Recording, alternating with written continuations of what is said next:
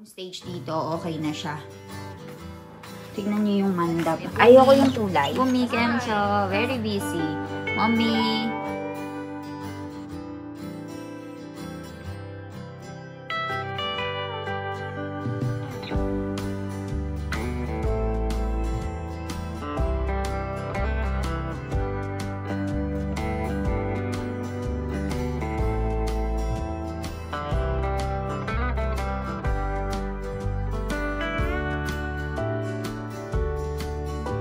And they are peeling all the vegetables.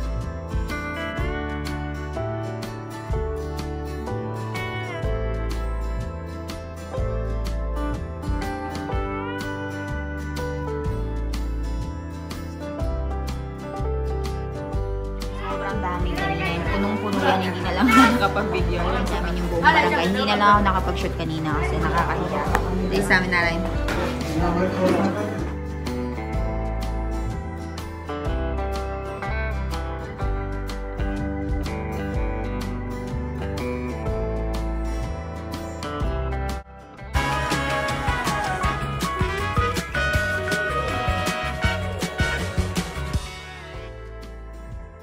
So dito guys, keम siya mommy? Sarap. Sukaro chopra. Kawa banang tayo. So ngayon guys, nandito si Suda Masi. Masi Kensho. Ayan. Dumating siya kanina. Dumating sila kanina umaga and very early nila sa pagluluto ng mga pagkain. So, Masi right over here is already cooking the puri. Sobrang dami namin pagbibigyan ng mga puri. And dito, merong nagluto ng kaman. Kung ano ba na dito kaman? Dami Masi. So, dami Masi cook the kaman. Ayan. And magluluto din sila ng ganito dito. Sobrang dami mga pagkain na niluluto nila. And right over here, Brunda, Kemcho, Papa, Bobby, si Chetame. Papakita ko sa inyo yung mandap. So, they're gonna be building the stage later. Or later at night. Pero yung stage dito, okay na siya. Tignan niyo yung mandap. Ayoko yung kulay kasi orange. Pero wala na daw silang option. So, ayan yan. Dito lang siya sa harapan ng bahay namin. So, parang Indian na Indian talaga yung kulay, oh. And dito yung stage. Because the, Shrimant, it's supposed to be sa stage talaga. Sa harap ng bahay namin. Hindi kami pwedeng magpunta sa mga, hotel or function area. Sa harap talaga siya ng bahay. And, I think dumating na yung mga gagawa. Ayan, oh. Yun yung mga gamit. They're fixing it.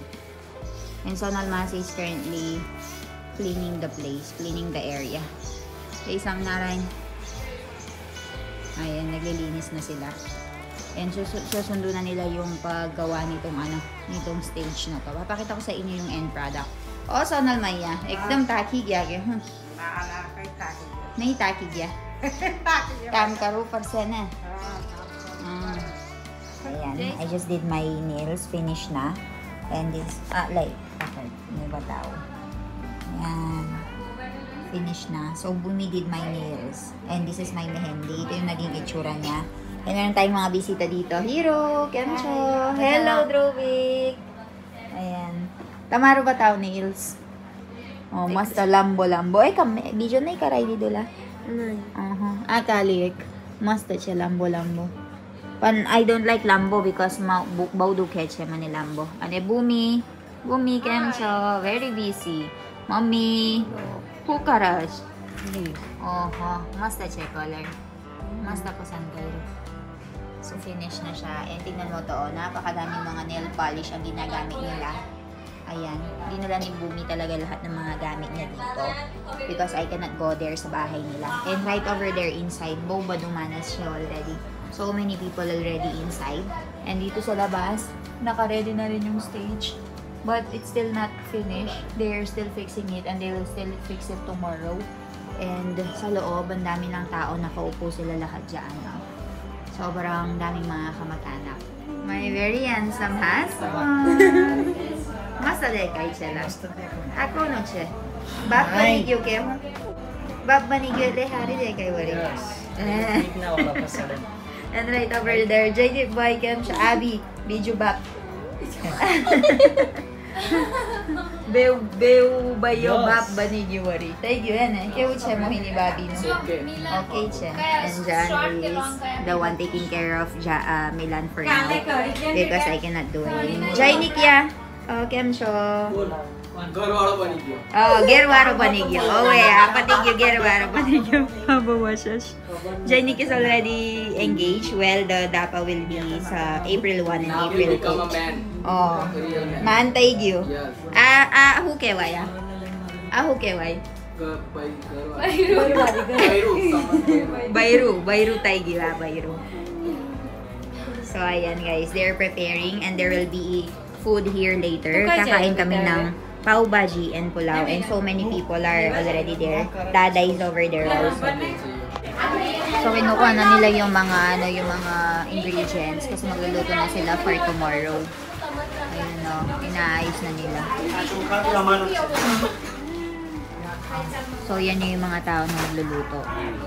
Sila yung magluluto ng pagkain bukas. Sobrang dami ng tao. Nakakain na sila, hindi nakain namin yung mga close relatives namin. Ayan o.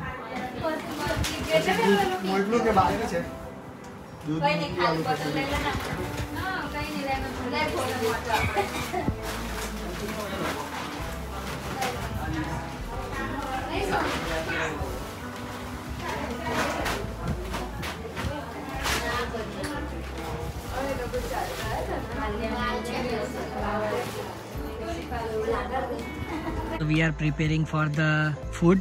They will cook food for at least 1,100 people. So we will use these big boxes to cook rice.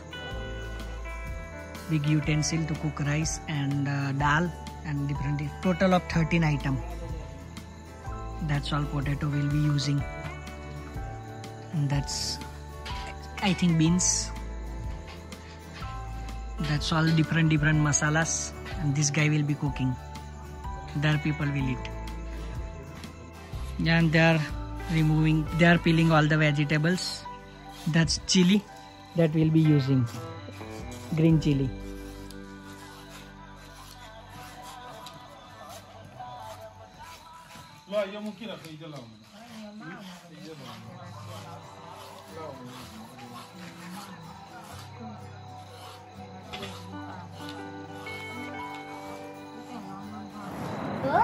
Milan, so much people. So, I will show you the damage. Hello, Hero. So, earlier guys, ang daming tao dito. So, dito sila nagluto. Dito sila nag-distribute ng mga pagkain. And sobrang daming kanina. Punong-puno yan, hindi na lang nakapag-video. Yung si Papa kumakain na. Sobrang dami. Nakain namin yung buong barangay. Hello! Ayan, punong-puno yan kanina. So, pinakain namin yung buong barangay. Hindi na lang ako nakapag-shoot kanina kasi nakakahiya. Baka sabihin nila kumakain sila, tapos sinut ko sila.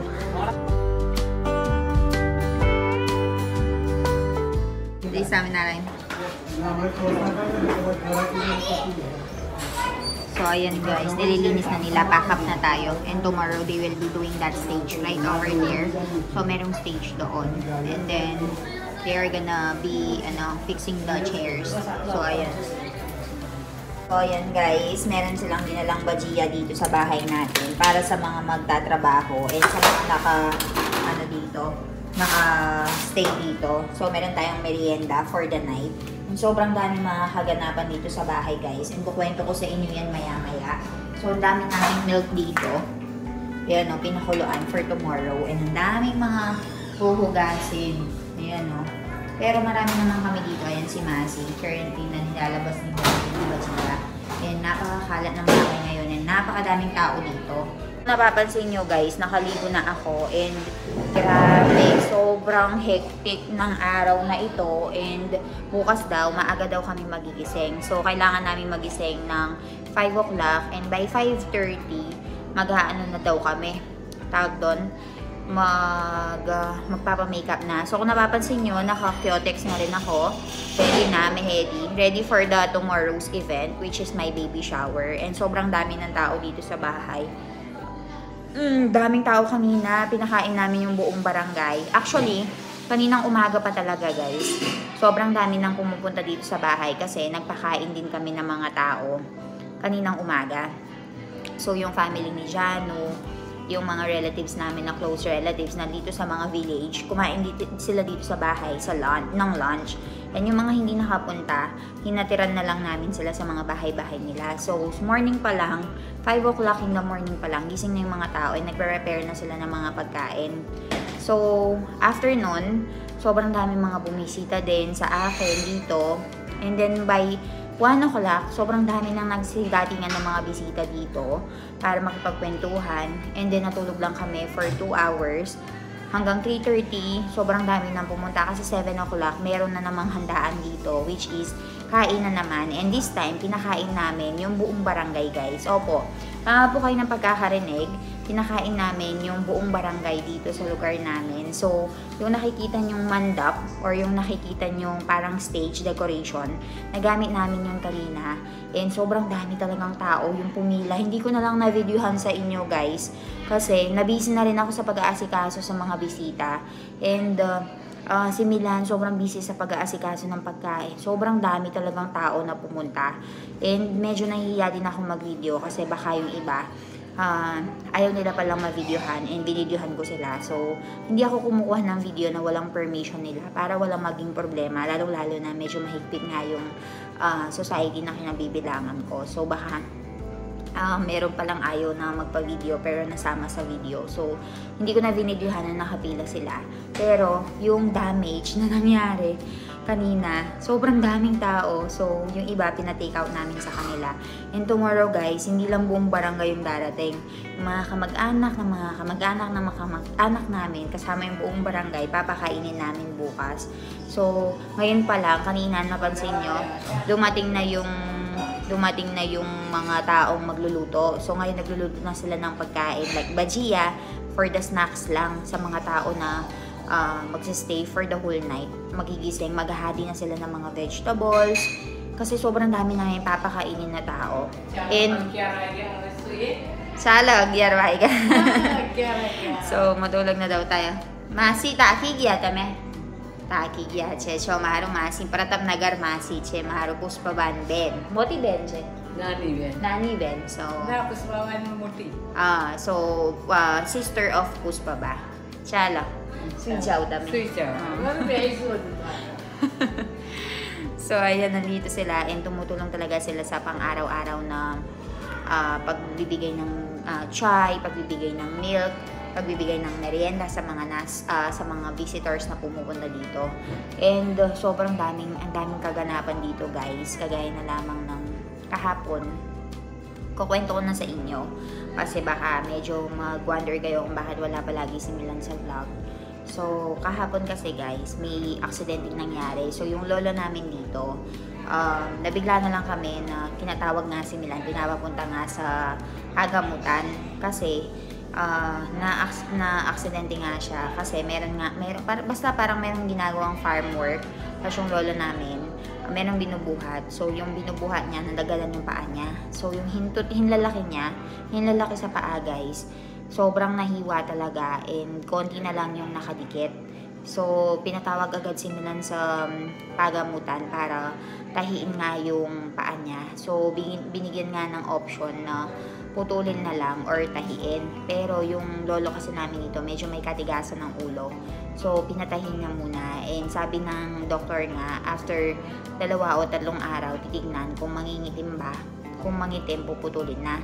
So, binigyan si lolo ng parang pagkakataon na i-ready yung sarili niya kasi nga baka putulin nga.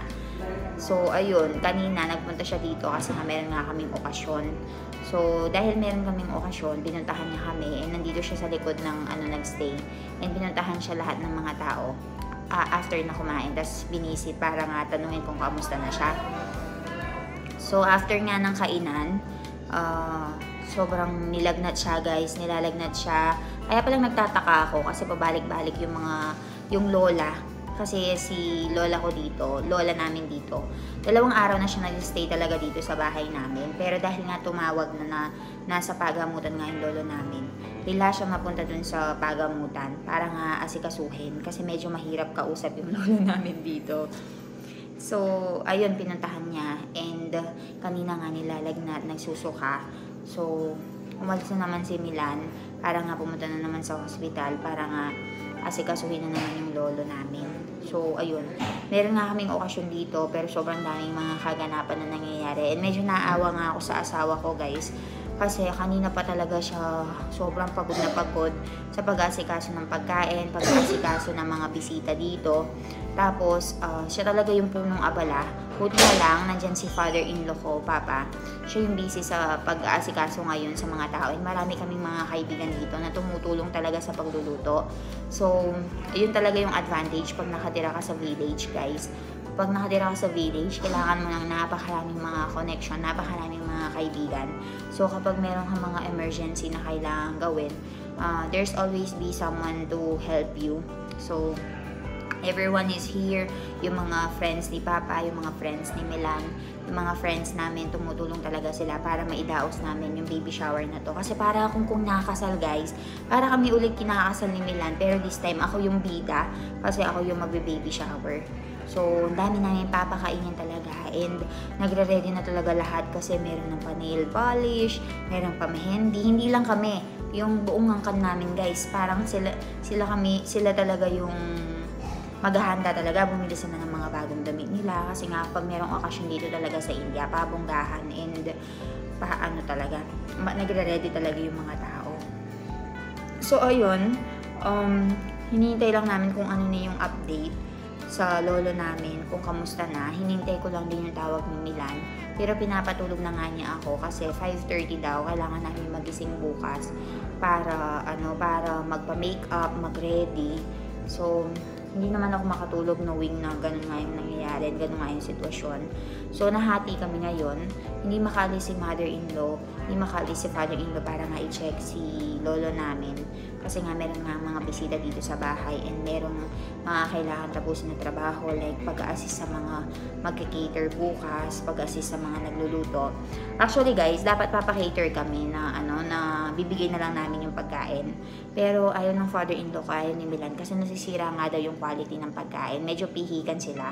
So, kung gusto nila, na sila na lang yung magluto para masarap nga daw. Kasi kapag pinakater mo, pag binigay mo na lang sa kanila yung trabaho, hindi nila aayusin. So, gusto nila since this is the last celebration or last big celebration namin, which is the baby shower, ayusin na kasi hindi kami nagkaroon ng engranding mga kasal-kasal. Yung mga kasal namin, guys, hindi talaga engrande katulad ng mga Indian na So, this time, medyo okay naman. Simple lang din kumpara sa ginagawa ng iba kasi ayaw namin lahat ng malalakihan na kasalan. Pero lumalaki lang talaga siya, nagmumukha lang talaga siyang malaki kasi sobrang daming kailangang imbitahan ng mga kamag-anak. So, we are expecting 1,000 hanggang 1,500 na mga bisita. So, yun yung papakainin namin bukas, guys. So, ayun, balitaan ko kayo sa mga kaganapan bukas. For now, yun na muna yung update. And ngayon lang ako naging peaceful kasi wala nang tao dito. Nasa harapan na lahat sila. And ngayon lang ako napunta dito para kwento ko nga sa inyo yung mga kaganapan. Pero magpapakyotex muna ako sa paa kay Jano. And then, matutulog na para bukas ready na and hindi sumakit yung ulo ko. So, ayun, excited na ako ipakita sa inyo ang gagawin na shrimat namin. And I'll see you all tomorrow, guys, sa baby shower namin. Bye-bye!